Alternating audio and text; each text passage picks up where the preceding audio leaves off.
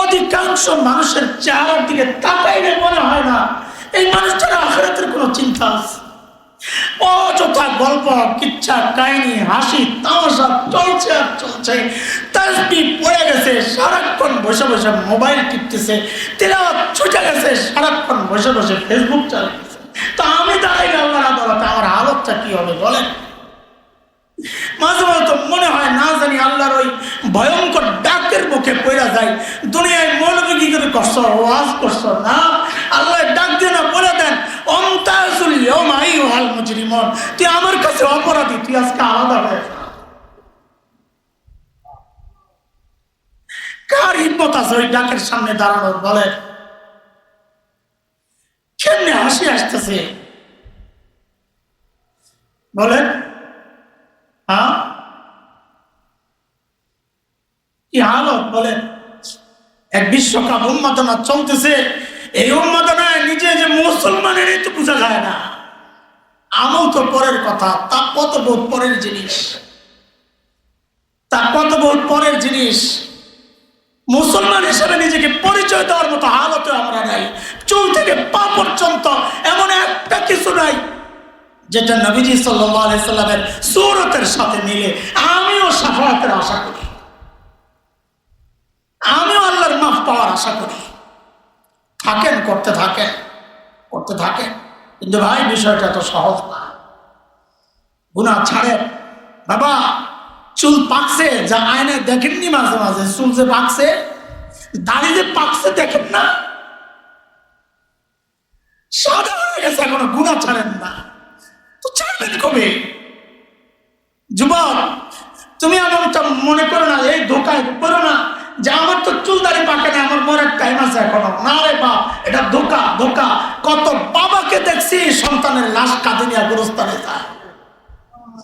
আরে কে জানে এই মজলিসেও এমন কেউ থাকতে পারে, আমি সহ, যে বসে আছে এখানে, নিশ্চিন্তে বসে আছে এখানে, সে জানেও না, তার খবরও নাই, ইতিমধ্যেই তার কাফনের কাপড়টা চলে আসছে দোকানে, সে এখানে বসে বসে তামাশা করতেছে, বাড়ি পর্যন্ত যাইতে পারবে না, রোগ চলে গেছে। একজন মুসলমানের জিন্দেগিটা হইতে পারে না দোস্ত, একজন ইমানদারের জিন্দেগিটা হইতে পারে না। মুত্তাকি তো দূরের কথা, হাফেজ তো দূরের কথা, আলেম তো দূরের কথা, হাজি তো দূরের কথা, পীর তো দূরের কথা, একজন সাধারণ মুসলমানের জিন্দেগিটা হইতে পারে না। মুসলমান তো সারাক্ষণ তার আখিরাত নিয়ে চিন্তা করবে, মুসলমান তো সারাক্ষণ উপলব্ধি করবে আমার রব আমার দিকে তাকায় আছে। আসসালামু আলাইকুম ওয়া রাহমাতুল্লাহি ওয়া বারাকাতুহু।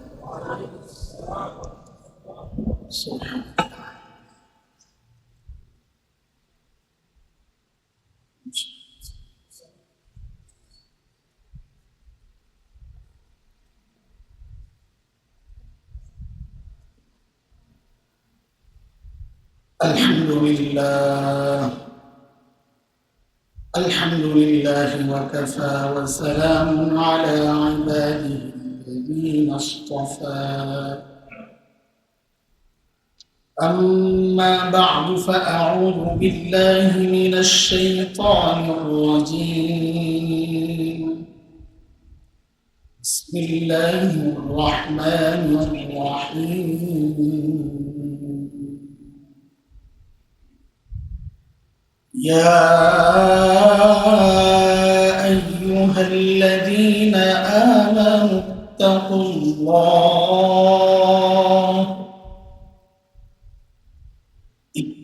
الله ولتنظر نفس ما قدمت لغد واتقوا الله إن الله خبير بما تعملون.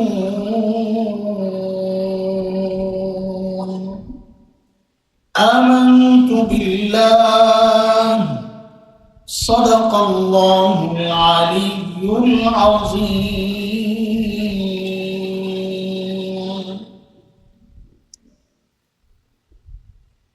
حضرت العلامة شيخ علامة مفتي مشتاق النبي دامت بركاتهم العالية প্রতিষ্ঠিত এই মাদ্রাসা এর মাসিক ইসলাহি প্রোগ্রাম এতে উপস্থিত হযরত উলামায়ে কেরাম, মুরব্বিয়ানে আযম, দূর দূরান্ত থেকে আগত ইসলাম প্রিয় সুধী সমাজ, প্রিয় ছাত্র ভাইয়েরা, যুবক বন্ধুরা, আল্লাহ তাআলা লাখ শুকর যে আল্লাহ তাআলা এমন এক দামি মজলিসে আমাদেরকে আসার বসার, কিছু কথা বলা ও শোনার তৌফিক দান করেছেন। আলহামদুলিল্লাহ। সময় দামি, মুহররম মাস, আমাদের শেখ ইউসুফ হাফিজাহুল্লাহ তিনি কথা বলছিলেন, শুরু থেকে আমি শুনতেছিলাম। দামি মাস, মজলিসও দামি। এই দামি মজলিসে আল্লাহ তাআলা তাকেই ঢুকান যাকে আল্লাহ তাআলা নিজে পছন্দ করেন। এটা একটা সহজ উদাহরণ বোঝেন, তাইলে জিনিসটা দিলে বসবে। গত চার বছর আগে রমাজানে আমি যেখানে, আমাদের বাসা নিউ মার্কেটের কাছে, ঢাকা নিউ মার্কেটের পাশে। তো ঢাকা নিউ মার্কেটের পাশেই হচ্ছে ঢাকা কলেজ। তো কোনো এক কারণে ঢাকা কলেজের ছাত্র আর নিউ মার্কেটের ব্যবসায়ীদের মধ্যে প্রচন্ড গোলমাল চলতেছিল। রমজান মাসে মানুষও মারা গেছে, কয়েকদিন ছিল।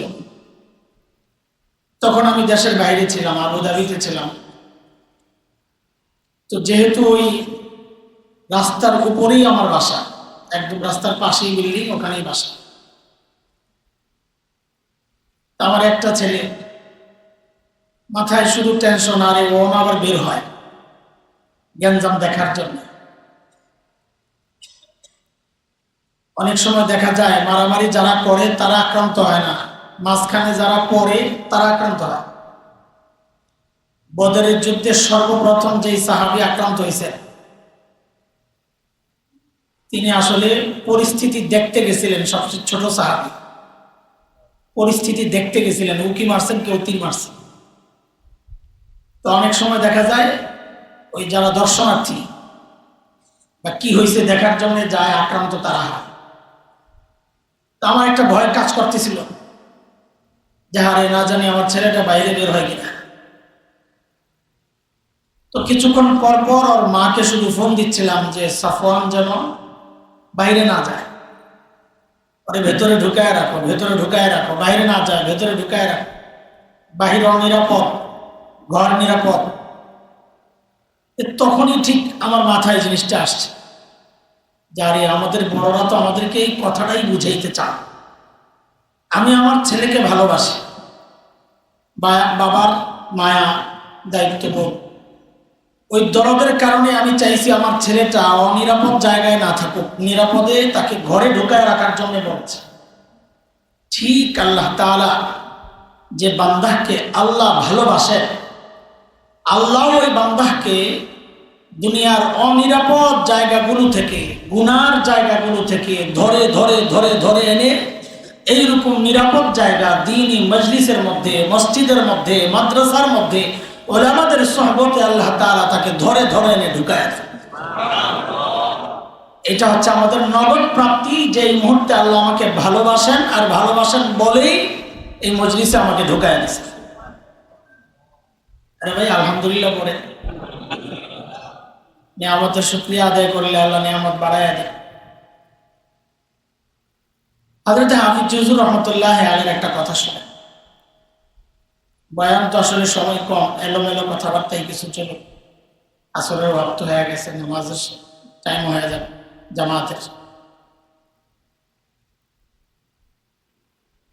এই যে আমরা বসছি, আল্লাহ তাআলার খাস রহমত। আমাদের বড়দের কাছ থেকে শোনা, যে কোনো নেক আমলের একটা নগদ প্রাপ্তি। তাই সওয়াব আল্লাহ কি দিবেন এটা আল্লাহর ইচ্ছা। দুনিয়ায় দিবেন না আখিরাতে দিবেন তাও আল্লাহর ইচ্ছা। আদৌ দিবেন কিনা না রিজেক্ট করবেন তাও আল্লাহর ইচ্ছা।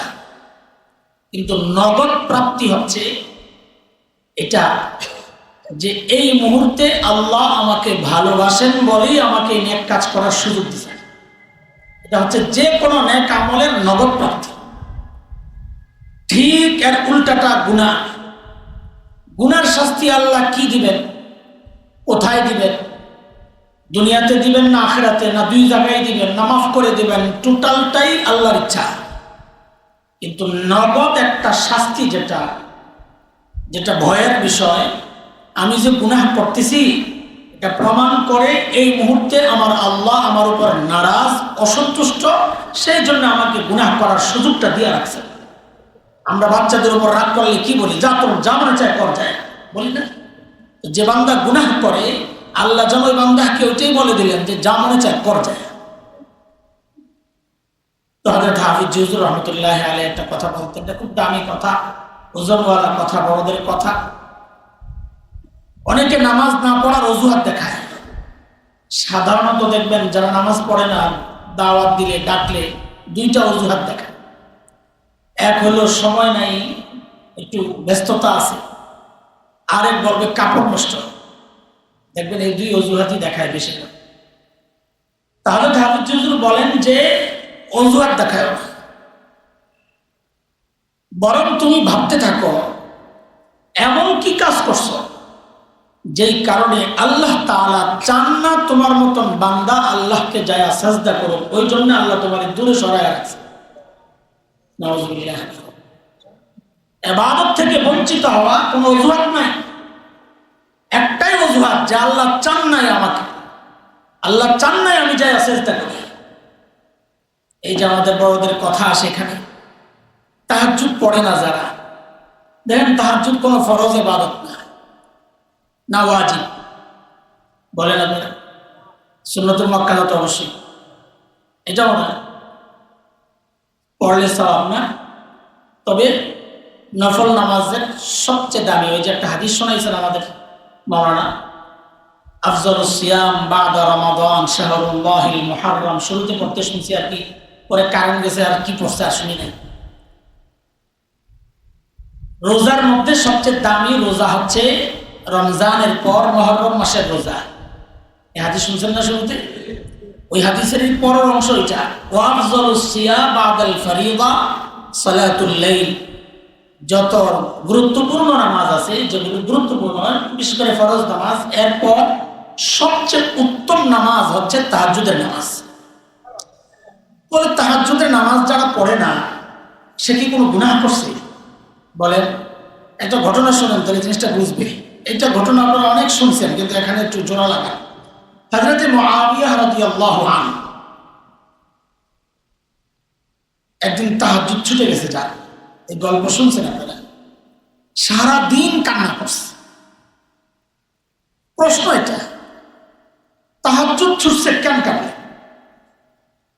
তাহাজ্জুদ কি ফরজ যে ছুটে গেছে এই জন্য কান্না করছে, না ওয়াজিব না সুন্নাতুল মুআক্কাদা? কেন কান্না করছে? তো বড়দের কাছ থেকে শোনা, হযরত মুআবিয়া রাদিয়াল্লাহু আনহু মূলত তাহাজ্জুদ ছুটার জন্য কান্না করেন। কান্না করছেন এই কারণে যে আমাকে যে আল্লাহ ঘুম পড়ায় রাখলেন কোন সময়, যেই সময় সারা দুনিয়া থেকে আল্লাহ তার বিশেষ বান্দাদেরকে উঠাইছেন, যখন আমার আর আমার বিশেষ বান্দার কথোপকথন চলবে, ওই টাইমে আল্লাহ আমাকে ঘুম পড়ায় রাখলেন। কেন? যে বান্দা, আমার বিশেষ বান্দাদের নাম থেকে তোর নাম আমি কাইটা দিছি, আমি কোন এমন কাজ করলাম যার কারণে আল্লাহ আমার নামটা কাইটা দিলেন? হযরত মুআবিয়া ওই জন্য কান্না করছে। বড় কঠিন কথা ভাই, কথাটা যে দিলের মধ্যে ঢুকাইয়া নিতে পারবে সে তাহাজ্জুদ ছাড়তে পারবে না। তাহাজ্জুদ, যাই হোক, আয়াত একটা পড়ছিলাম সূরাতুল হাসরের, ওই আয়াতের উপর দুটা কথা বলি। আমাদের ভাই একটা কথা বলছেন, দিল পরিষ্কার করা। দেখেন, তাকওয়া, আল্লাহর ভয়ে গুনাহ ছেড়ে দেওয়া, এটাকে কি বলে? তাকওয়ার অনেক ব্যাখ্যা আছে, সহজ ব্যাখ্যা আমরা এটা বলি আপাতত। আমার সাথে বলে, আল্লাহর ভয়ে গুনাহ ছেড়ে দেওয়া, এর নাম। কিন্তু যেই তাকওয়ার প্রশংসা আল্লাহ করেছেন, কার তাকওয়ার প্রশংসা আল্লাহ করছেন বলেন তো? সাহাবায়ে কেরাম। মাশাআল্লাহ, মুরব্বিরা কথা কয়, পোলাপান কথা কয় না। আরে করে শুনেন, কান খোলেন, কাদের তাকওয়া? সাহাবায়ে কেরামের তাকওয়ার প্রশংসা করছেন কে? আল্লাহ। এটা অন্যভাবে একটু বুঝেন। যিনি পড়ান বাচ্চাদেরকে, বোর্ডের পরীক্ষা হইলে, ফাইনাল পরীক্ষা হইলে, পরীক্ষা ওই শিক্ষক নেন না অন্যরা নেন? বলেন, এটা অন্যরা নেন বোর্ডের পরীক্ষা হইলে। তো আল্লাহ তাআলাও যেন এই কথাই বললেন যে আমার নবীর সাহাবীদেরকে নবী তাকওয়া পড়াইছেন, তাকওয়া শিখাইছেন, কিন্তু ওদের তাকওয়ার প্র্যাকটিস, শিক্ষা, তালিম ঠিকঠাক মতো হয়েছে কিনা ওইটার পরীক্ষা নিছি আমি আল্লাহ। বলেন, সাহাবীদেরকে তাকওয়া শিখাইছেন কে? নবীজি সাল্লাল্লাহু আলাইহি সাল্লাম। কিন্তু পরীক্ষা নিছেন কে? সূরাতুল হুজুরাত 3 নম্বর আয়াত 26 নম্বরে পারা আল্লাহ বলেন, ইন্নাল্লাযীনা ইয়াগুদ্দুনা আসওয়াতাহুম ইনদা রাসূলিল্লাহ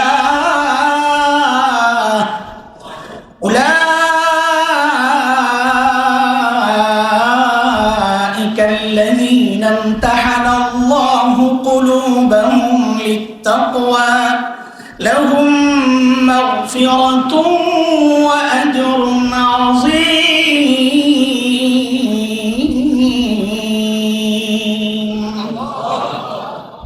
তাকওয়ার পরীক্ষা নিছেন কে? আর ফলাফল কি একটু শোনেন। যারা মাদ্রাসায় পড়ান বা স্কুলে কলেজে পড়ান তারা বুঝবেন জিনিসটা ভালো। আমাদের কাছে অনেক সময় বাচ্চাদের এমন খাতা আসে যার লেখাগুলো দেখলে চোখ জুড়ায় যায়। এত সুন্দর লেখা, যেন হাতে লেখা নেই, কম্পিউটারে টাইপ করছে। কিন্তু 1-2 লাইন পড়া যখন শুরু হয়, সামনে যত আগায় মেজাজ তত বিগড়াইতে থাকে। কারণ যা চাওয়া হয়েছে ধারে কাছেও নাই। লেখাটাই সুন্দর করছে, পড়ালেখা করে না। এতগুলা লাগবে, লুজ মুজ নিবে। ওই যে পরীক্ষার ফি দিছে না, ওটা উসুল করা লাগবে না? 3.5 ঘন্টা ইচ্ছা মতো লেখছে, কিন্তু বিষয়বস্তুর ধারে কাছে নাই। আবার কিছু দুষ্ট আছে, কি করে জানে, শেষে লেখা দেয় ওস্তাদজি পাস করাইয়া দিয়ে দোয়া কর।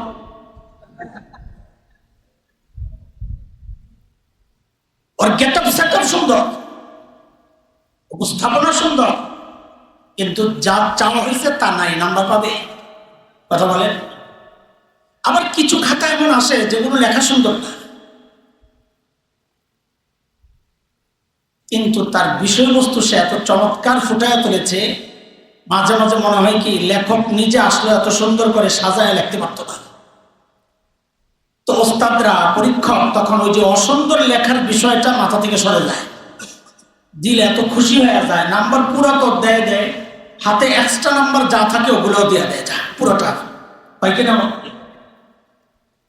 ঠিক সাহাবীদের বিষয়টাও যেন এরকম। আমাদের মতো কারো কারো এমন গেটআপ সেটআপ এত সুন্দর ছিল না। বাহ্যিক সৌন্দর্য, পাণ্ডিত্য, বলার ধরন, স্টাইল, বাপরে বাপ, কথার কি ভাব, যেন কথা একদম ইস্তারি করে বের করছে। ইস্তারি বুঝেন, আয়রন করে, কোনো বাঁকা থাকে না। এত সুন্দর উপস্থাপন, মিডিয়া ঝাঁপায় পড়ে ওদের দিকে, কিন্তু ভেতরের খবর শূন্য। নাম্বার পাবে? সাহাবায়ে কেরাম ছিল কেউ কেউ, সবাই না। অন্যদের বাহ্যিক গেটআপ সেটআপ যেমন সুন্দর ছিল, ভেতরও সুন্দর ছিল। কেউ কেউ হয়তো এমন 2-1 জন পাওয়া যাইতে পারে যাদের 2-4টা বানান ভুলটুল হইতে পারে, যেগুলারে আপনারা কেউ কেউ পোড়া কপাল টাইনা দোষ হিসাবে মানুষের সামনে প্রকাশ করে। হ্যাঁ, এমন পোড়া কপালও এই জমিনে আছে, বরং তাদের দাপটও বেশি। কিন্তু বিষয়বস্তু যা চাওয়া হয়েছে তাদের কাছে, সাহাবীদের কাছে, সেটা কি? আল্লাহ আল্লাহ রসুলের আনুগত্যের বিষয়। ওই বিষয়টা সাহাবায়ে কেরাম এত চমৎকার ভাবে আল্লাহর সামনে পেশ করেছেন, কিয়ামত পর্যন্ত এর চেয়ে সুন্দর করে আর কেউ করতে পারবে না। সেই জন্য আল্লাহ কি করছেন? বলে ওই 2-4টা বানান টানান ভুলটা যা হয়েছে, আল্লাহ বলেন লাহুম মাগফিরা, আমি ওগুলো মাফ করে দিচ্ছি। বিষয়বস্তুর দিকে লক্ষ্য করে বলে নাম্বার কত দিচ্ছেন? তো আল্লাহ বলেন ওয়া আজরুন আযীম, নাম্বার তো পুরাটাই। ভাই ফাঁকি দিয়ে কথাটা বলেনি। যেই সাহাবীদের তাকওয়ার সাক্ষী দিচ্ছেন কে? বলেন সবাই জোরে। যেই সাহাবীদের জান্নাতের গ্যারান্টি দিয়েছেন কে? কয়জন সাহাবী? কয় সাহাবী? হ্যাঁ, 2-4 জনকে আল্লাহ বাদ দিয়েছেন নাকি? কেমনে বুঝলেন? শুনেন, সূরাতুত তাওবা 100 নম্বর আয়াত 11 নম্বর পারা আল্লাহ বলতেছেন, والسابقون الأولون من المهاجرين والأنصار والذين اتبعوهم بإحسان رضي الله عنهم ورضوا عنه رضي الله বলেন তো সবাই رضي الله কি رضي الله عنهم কি না মিনহু কি বলছেন আল্লাহ? ওই আমাদের মাদ্রাসার ছোট্ট ছোট্ট বাচ্চারাও জানে আন আর মিনের পার্থক্য কি। মিন কিছু অংশ বোঝায় বা বড় অংশ থেকে আলাদা কিছু একটাকে আলাদা করা হয়েছে, যাকে আমরা বলি মিন লিত্তাবিঈজ। আর আন লিল ইস্তিগরাক, আন টোটাল বোঝায়। আল্লাহ বলতেছেন রাদিয়াল্লাহু, মানে কয়জন সাহাবীর উপর আল্লাহ রাজি? বলেন কয়জন সাহাবীর উপর আল্লাহ রাজি? যাদের উপর আল্লাহ রাজি, যাদের তাকওয়ার সাক্ষী দিয়েছেন আল্লাহ, সেই সাহাবীদেরকে নিয়ে যাদের জবান চলে, সেই সাহাবীদের বিরুদ্ধে যাদের কলম চলে, খোদার কসম ওদের মতো নিমক খারাপ এই জগতে আর দ্বিতীয়টা নাই। কথা বলেন ঠিক কিনা? আল্লাহ ওদের খপ্পর থেকে এই জাতিকে হেফাজত করে। আজমতে সাহাবা যারা দিলে ধারণ করে না, ওই শিয়াদের গ্রুপে যারা নাম লেখায়, এরা মুসলমানের দুশমন না, শুধু এরা মানব জাতির দুশমন। কারণ ওই সাহাবীরা মানব জাতিকে একটা সুন্দর দুনিয়া উপহার দিয়েছে, শান্তির দুনিয়া উপহার দিয়েছে। এর বিরুদ্ধে যারা যাবে তারা সুন্দরের বিরুদ্ধে, তারা শান্তির বিরুদ্ধে, তারা আল্লাহর গজবের মধ্যে পড়বে, নিঃসন্দেহে কোনো সন্দেহ নাই। আল্লাহ আমাদেরকে সাহাবীর দুশমন থেকে হেফাজত করেন। তো তাকওয়া আমরা বুঝছি একটা, আমরা কি বুঝছি? গুনাহ থেকে বাঁচা। তাকওয়া মানে আল্লাহর ভয়ে। বলেন এটা আগে মুখস্থ করেন। আমরা তাকওয়া বলতে কি বুঝি? আল্লাহর ভয়ে গুনাহ থেকে বাঁচা। কিন্তু সাহাবীরা তাকওয়া বলতে কি বুঝছেন? সাহাবীরা তাকওয়া বলতে কি বুঝছেন? তারা তো গুনাহ প্রত্যেকটা, ওই 2-4টা কিছু যদি হয়ে যায় সেটা ওই যে বানান ভুলের মতো, মনে আছে নি কথা? এমনি সমস্ত সাহাবী চেষ্টা করতেন গুনাহ থেকে বেঁচে থাকার জন্য। গুনাহে তারা খুব ভয় পেতেন, করে ফেললে এসে এমন তওবা করছে, জিনা করছে, আইসা বলে দিছে, বলে এখন না পেটে বাচ্চা, বাচ্চা হওয়ার পর আবার আসছে, বলে এখন না বাচ্চা দুধ খায়, বাচ্চা একটু বড় হয়েছে আবার আসছেন। কিন্তু ডর যদি নবীজি আবার ফেরত দেন তো বাচ্চার হাতে রুটির 2টা টুকরা ধরায় আর পরে আনছেন, ইয়া রাসূলুল্লাহ বাচ্চা নিজে নিজে খাইতে পারে, আমাদের শাস্তি দেন। তাদের বিরুদ্ধে জবান কেমনে চলে? সাহাবী তাকওয়া বলতে কি বুঝছেন? আমি আপনি কি বুঝি? চলেন একটু দেখে আসি। আচ্ছা, তার আগে আমাকে বলেন তো আল্লাহর নবীর সবচেয়ে প্রিয় মানুষ কে ছিলেন? বলেন একজনের নাম বলেন। ওই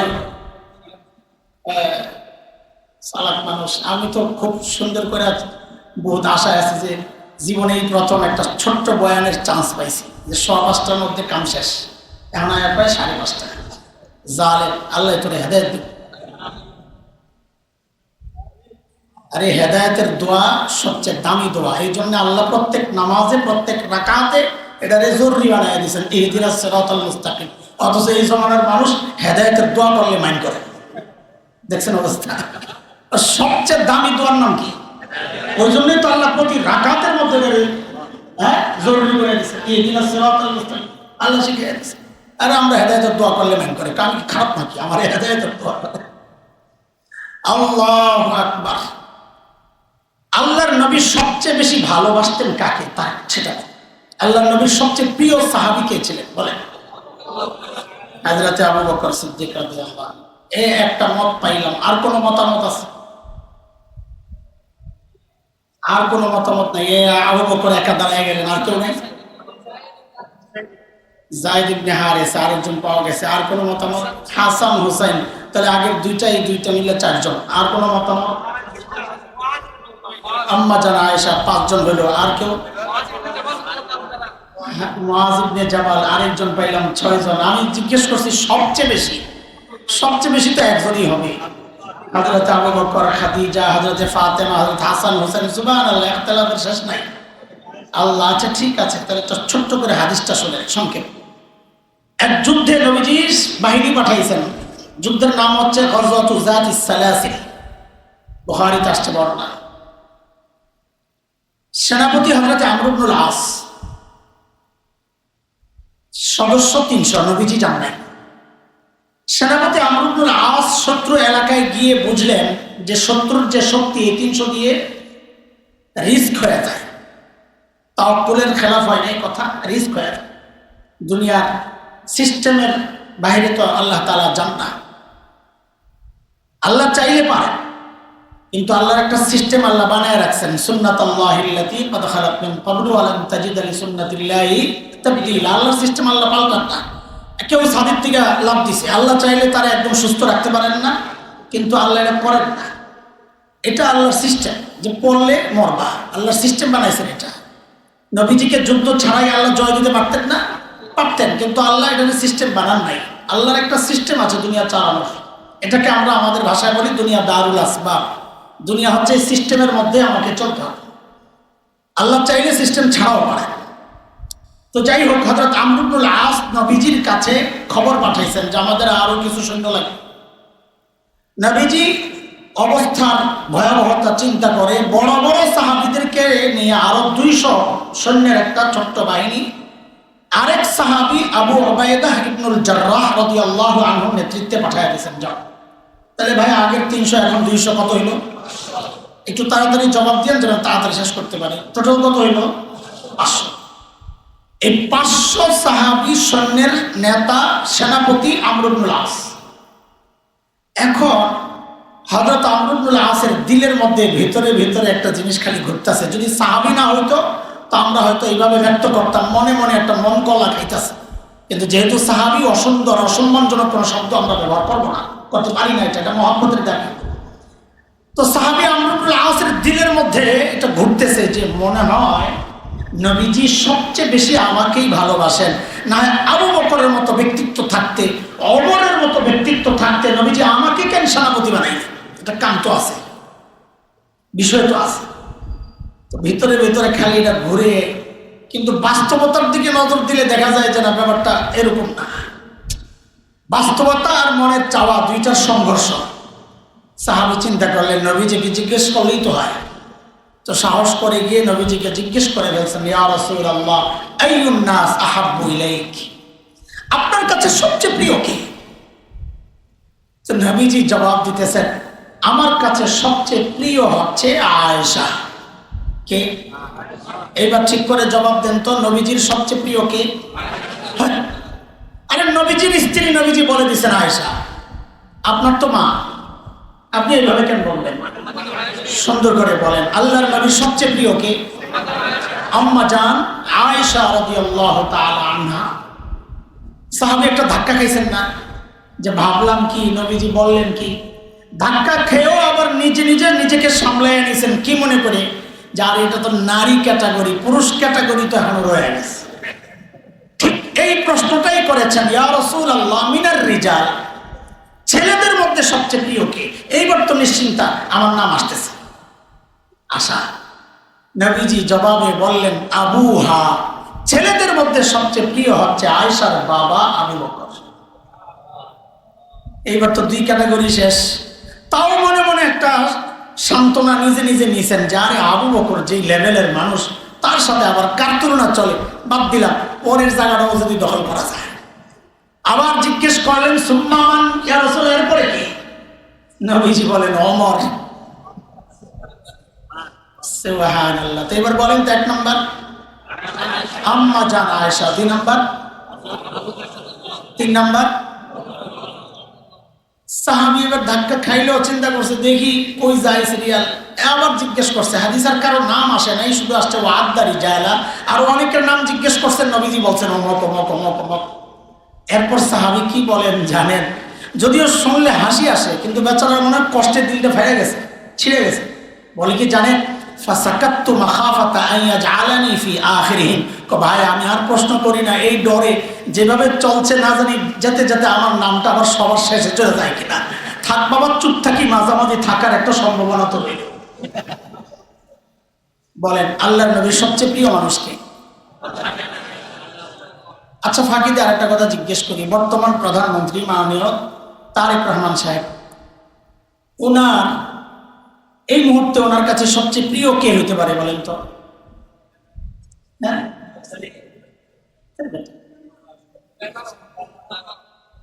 জাইমা রহমান, এই সহি জবাব। যদি এমন একটা অপশন ওনার কাছে আসে, আমরা না আসুক, আমরা চাই না এরকম, আপনি আপনার সবচেয়ে প্রিয় নেতা যেটা আছে আপনার দলের, ওইটা উনি একদিকে, আর মেয়ে মোহতারামা জাইমা রহমান একদিকে, এই দুইজনের একজনকে মারা লাগবে। উনি তখন কারে মারবেন, নেতারে না মেয়েরে? বুঝা গেল মেয়েরই সবচেয়ে বেশি ভালোবাসে, তো নেতা কি জন্য বলেন? যাকে সবচেয়ে বেশি ভালোবাসেন, দুনিয়ার বাস্তবতা হচ্ছে তিনি নিজেকে সবচেয়ে নিরাপদ মনে করেন যে আমার বাবার মাধ্যমে রাষ্ট্রীয় কোনো প্রশাসনিক কোনো ঝামেলা আমার উপর দিয়ে আসবে না। আমি তো আমার বাবার সবচেয়ে প্রিয় মেয়ে, যে বাবা এখন বর্তমান প্রধানমন্ত্রী। সবচেয়ে নিরাপদ বোধ করার কথা কার? মোহতারামা জাইমা রহমান।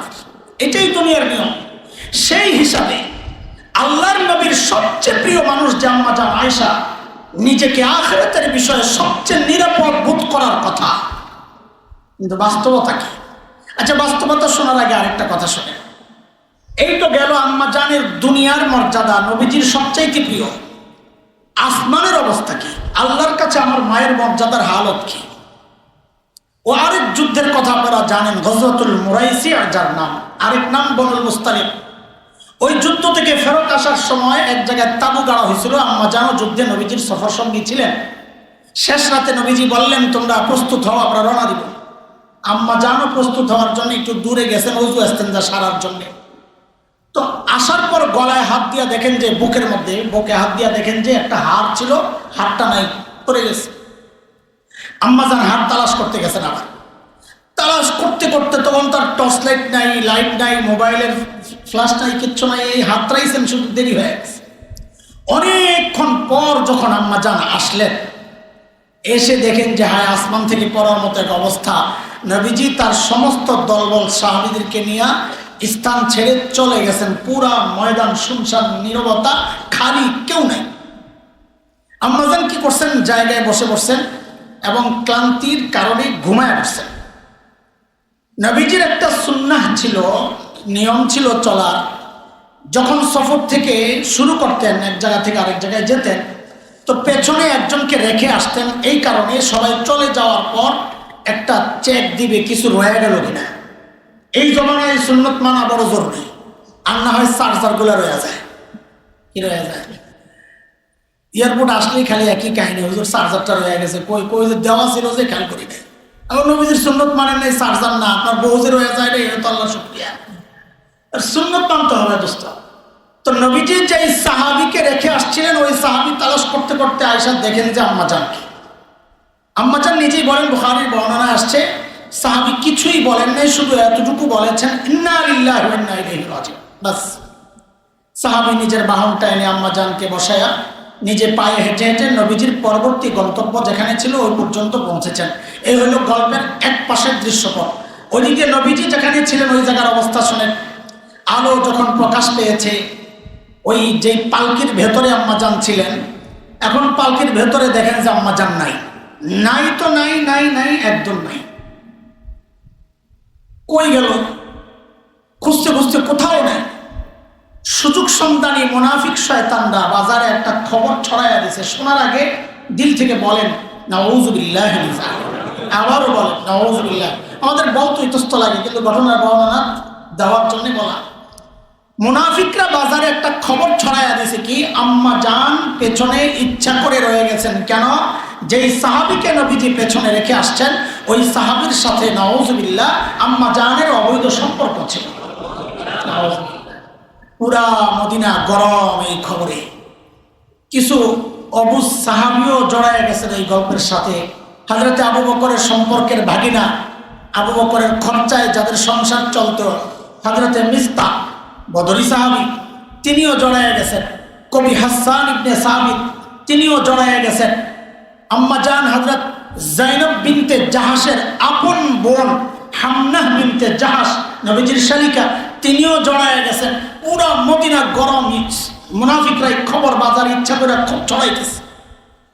এত কিছু চলতেছে, আম্মাজান কিছুই জানেন না, কারণ ঘরের খবর বাইরে যায় না, বাইরের খবরও ভেতরে আসে না। কারণ কি, ফেসবুক আসিল না আর কি। আম্মাজান কিছুই জানেন না। 1 মাস পর যখন আম্মাজান জেনেছেন, কিভাবে জেনেছেন ওই অংশটা আমি কাট করলাম, আপাতত দরকার নেই, তাড়াতাড়ি করতেছি।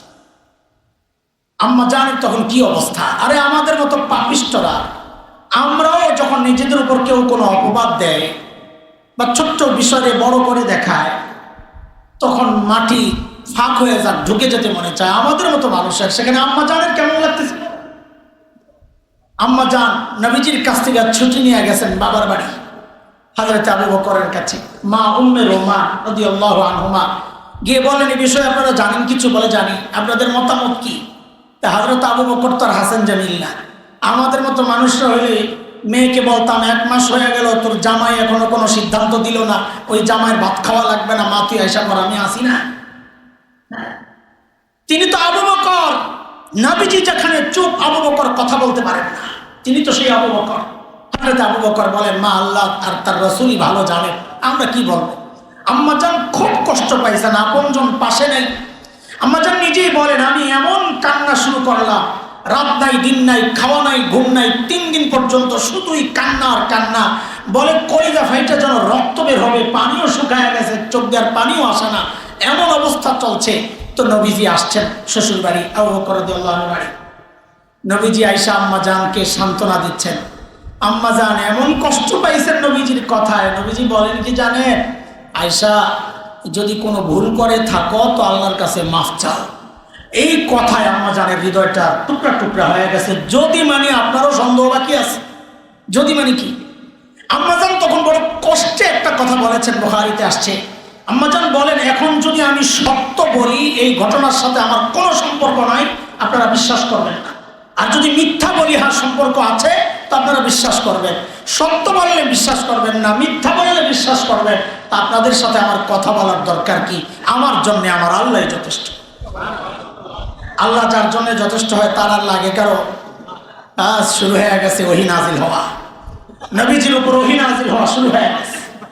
ওহী যখন নাজিল হতো বুঝা যেত, নানান প্রক্রিয়ার ওহী আসতো। ওই যেই প্রক্রিয়ায় ওহীটা আসছে, ওইটার প্রক্রিয়া ছিল আওয়াজ হতো টুনটুন। নবীজির ঘেমে যে একদম, আম্মাজানই বলেছেন, বুখারীর riwayate আসছে 3 নাম্বার, ওয়া ইন্না জাবিনাহু লা ইয়াতাফাসসাদু আরাকা, নবীজির কপাল ঘেমে ভিজে যেত। ওহীর চাপ, এটা ওহীর চাপ। তো উপর দিয়া চাদর দিয়া দিতেন সাহাবা একরাম, চোখ লাল হয়ে যেত, রক ফলে যেত, খরখর আওয়াজ হইত। তো ওহী নাজিল হইতেছে সবার অপেক্ষা। ওহী নাজিল হওয়া শেষ, নবীজির ঠোঁটে মুস্কি হাসি, নবীজি মিটি মিটি হাসতেছেন। কেন? আল্লাহ তাআলা আমার মায়ের পবিত্রতার সাক্ষী দিয়ে, আমার মায়ের মর্যাদা শোনাচ্ছি। আল্লাহ তাআলা আমার মায়ের পবিত্রতার সাক্ষী দিয়া কোরআন আল কারীমের 1টা 2টা 3টা 4টা 5টা না দোস্ত, কোরআন আল কারীমের সূরাতুন নূর পড়ে দেখেন, আল্লাহ তাআলা 10টা আয়াত আল্লাহ নাযিল করেছেন। আমার মায়ের দাম আল্লাহর কাছে। কয় আয়াত? এর মধ্যে একটা আয়াতের দিকে তাকাইলে তো আমারই ভয় লাগে। আল্লাহ তাআলা সাহাবীদেরকে রীতিমতো ধমকাইতেছিলেন। কাদেরকে? যাদের প্রশংসা নিজে করছেন, সেই সাহাবীদেরকে আল্লাহ ধমকাইতেছিলেন। কি বইলা? ফালাউলা ইয সামি'তুমুহু কুলতুম মা ইয়াকুনু লানা আন নাতাকাল্লামা বিহাযা সুবহানাক হাযা বুহতানুন আযীম।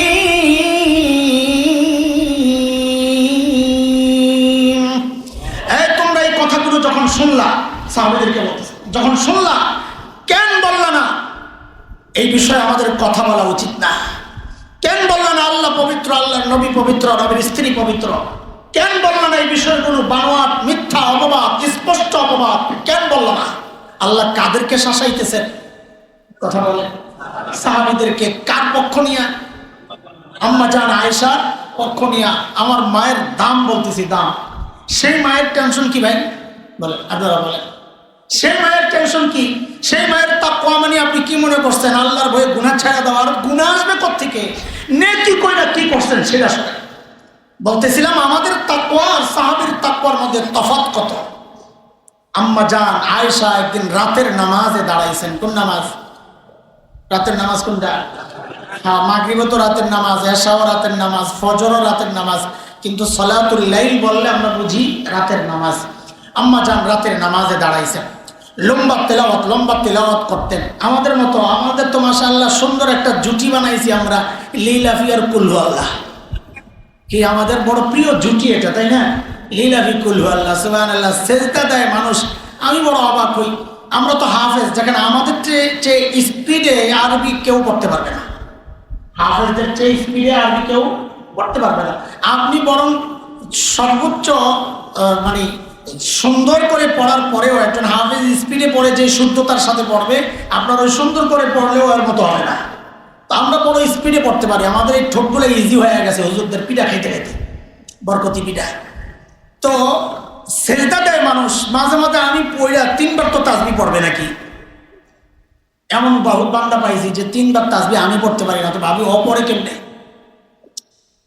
তো 2টা ব্যাখ্যা বের করছি, যে হয় সেজদায় যাওয়ার সময় একবার পড়ে, গিয়ে সেজদায় গিয়ে একবার পড়ে, ওঠার সময় একবার পড়ে, অথবা বাড়ির থেকে আস্তে আস্তে তসবিহ পড়তে পড়তে আসে, যাওয়ার সময় তসবিহ পড়তে পড়তে যায়, সেজদায় আর কিছু পড়া লাগে। এছাড়া আর কোনো রাস্তা আমার সামনে খোলা নেই, এত তাড়াতাড়ি কেমনে পড়ে। ওরে ভাই, সেজদা মানে তুমি আল্লাহর সবচেয়ে নিকটে পৌঁছে গেছো। ওয়াসজুদ ওয়াক্তারিব, হাদিসে আসছে ইন্না ক্বারাবা মা ইয়াকুনুল আবদু মির রাব্বিহি ওয়া হুয়া সাজিদ। আল্লাহর সবচেয়ে নিকটে বান্দা কখন পৌঁছে? যখন সেজদায় যায়। আল্লাহর এত কাছে যায়, এত দ্রুত আসার জন্য তোমাকে কে ডাকতেছে? কি করি এগুলা? নাউজুবিল্লাহ। আল্লাহ। তো আম্মা জান নামাজে দাঁড়াইছেন, লম্বা তেলাওয়াত করতেছেন। খুব ভালো করে শুনি হাজী সাহেব, ভালো করে শুনি, আলেম আমিও আপনাদের সঙ্গে, আমি আপনাদের বাইরে না, জোয়ানরা ভালো করে শুনি। আম্মা জান তাহাজ্জুদে দাঁড়াইছেন, লম্বা তেলাওয়াত করতেছিলেন। আয়াত একটা আসছে তেলাওয়াত করতে করতে, কি সেটা? ওয়াবাদালাহুম মিনাল্লাহ মা লাম ইয়াকুনু ইয়াহতাসিবুন। এই আয়াত পড়তেছেন আর আম্মা জান কাঁদতেছেন দাঁড়ায়। আয়াত শেষ করতে পারেন, শুরু করেন, আবার কান্না শুরু করেন। কান্না থামে না, তেলাওয়াতও শেষ হয় না, নামাজও শেষ হয় না। বলে কান্না বন্ধ হয় না, নামাজও শেষ হয় না, কিন্তু রাত তো শেষ হয়ে যাচ্ছে। আম্মা জান দাঁড়ায় দাঁড়ায় কাঁদতেছে। আর কি আছে আয়াতে? আম্মা জান এইভাবে কেন কান্না করতেছেন? কোনো আযাবের কথা তো নাই, কোনো গজবের কথাও তো বুঝি না। আরে আমি তো হাফেজ, ভালোই হাফেজ, বহু তেলাওয়াত করেওয়ালা হাফেজ, আলহামদুলিল্লাহ। এই তেলাওয়াত করি, এটা কোনো নিজের বুজুর্গি না, ডরে করি, ভুলে গেল তো চেঁচা কম, ওই ডরে করি। তো এত তেলাওয়াত করছি জীবনে, এই আয়াত কত শত হাজার বার আমার সামনে দিয়ে গেছে, কোনোদিন হৃদয়ে ধাক্কা লাগে নাই, কারণ এই হৃদয় নাই তো আমার। আম্মা জানে এই আয়াত পড়ে কেন কাঁদতেছেন? কি আছে এই আয়াতে? আল্লাহ তাআলা বলতেছেন ওয়াবাদালাহুম মিনাল্লাহ, হাসরের মাঠে কোন বান্দা এমন পরিচয় প্রকাশ পাবে আল্লাহর পক্ষ থেকে, যেটা দুনিয়াতে ছিল না। দুনিয়ায় যেই পরিচয় ছিল ওইটা না, অন্য পরিচয় প্রকাশ পায় গেছে। হ্যাঁ, যার কল্পনাও সে দুনিয়াতে করে না, এমন একটা পরিচয় আল্লাহর সামনে, মানুষের সামনে হাসরের মাঠে আমার প্রকাশ পাইতে পারে।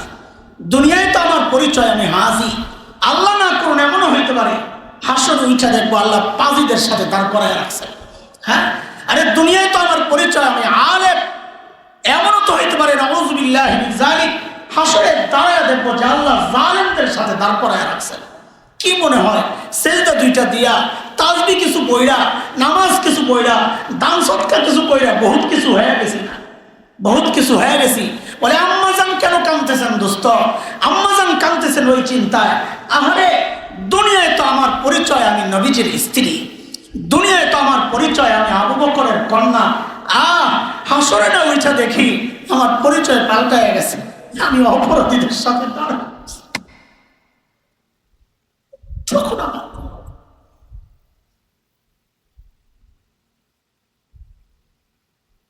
আল্লাহর নবীর সবচেয়ে প্রিয় মানুষটার কথা শোনাচ্ছে।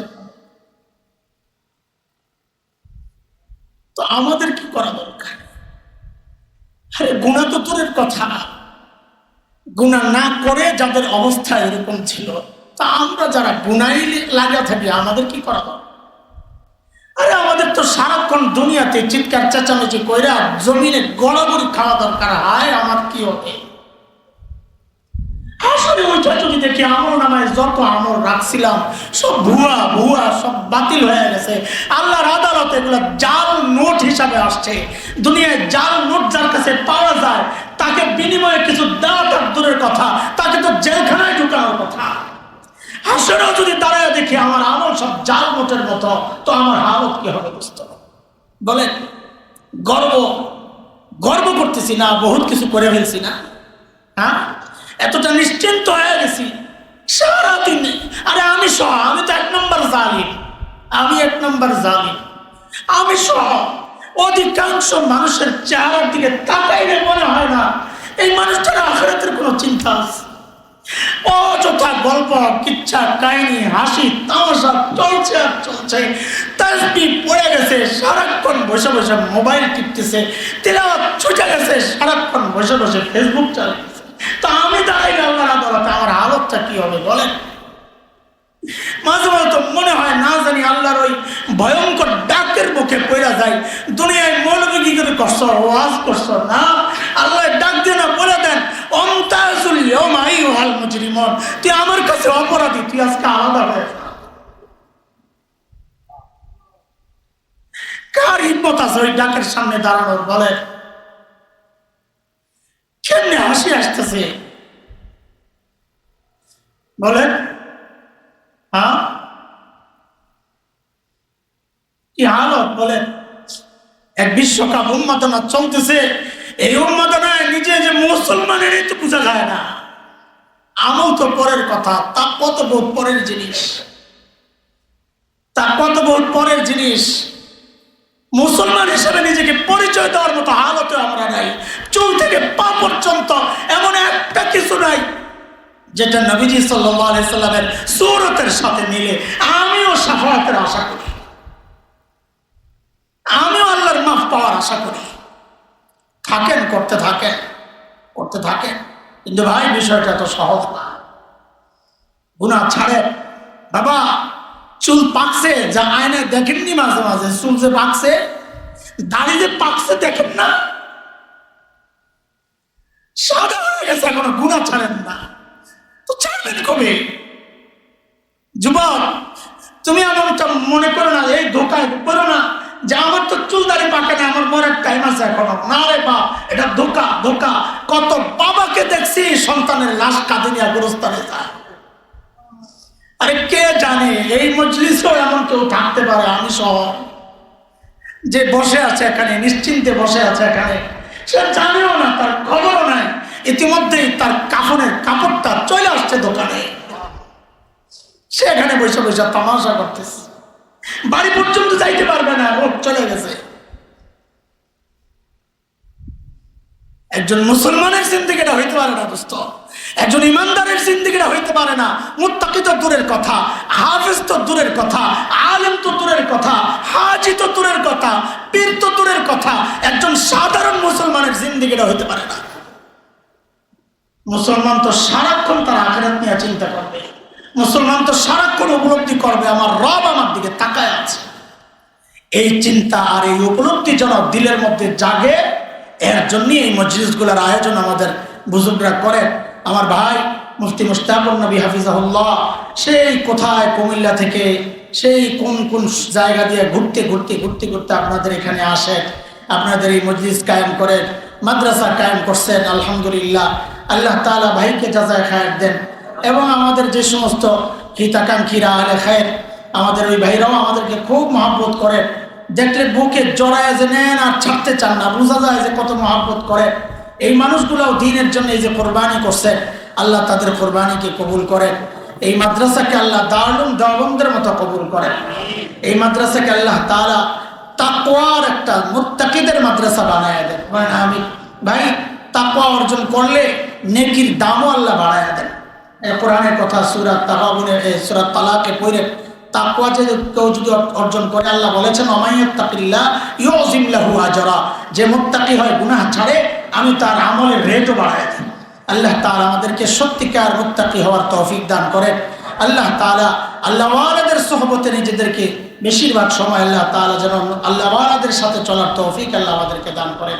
আমিন। আমিও দোয়া চাই আল্লাহ তাআলা যেন আপনাদের সাথে আমাকেও কবুল করেন। আমিন। ওয়া আখিরু দাওয়ানা আলহামদুলিল্লাহ রাব্বিল আলামিন সুবহানাল্লাহি ওয়া বিহামদিহি সুবহানাকাল্লাহুম্মা ওয়া বিহামদিক আশহাদু আল লা ইলাহা ছোট্ট ছোট্ট করে আজান দাও, ভিতরের মাইকে আজান দিয়ে দেন, ভিতরের মাইকে আজান দেন। না যাদের ওযু নাই তারা ওযু করে আসেন, যাদের ওযু আছে তারা সব সিধা করে। জি মাশাআল্লাহ, বাম দিকে ওযু জায়গা আছে। এখন মুসাফ এই ছাত্ররা কেউ আসবে না, যাও ছাত্ররা কেউ আসো না। যাদের ওযু নাই তারা ওযু করেন, আর যাদের ওযু আছে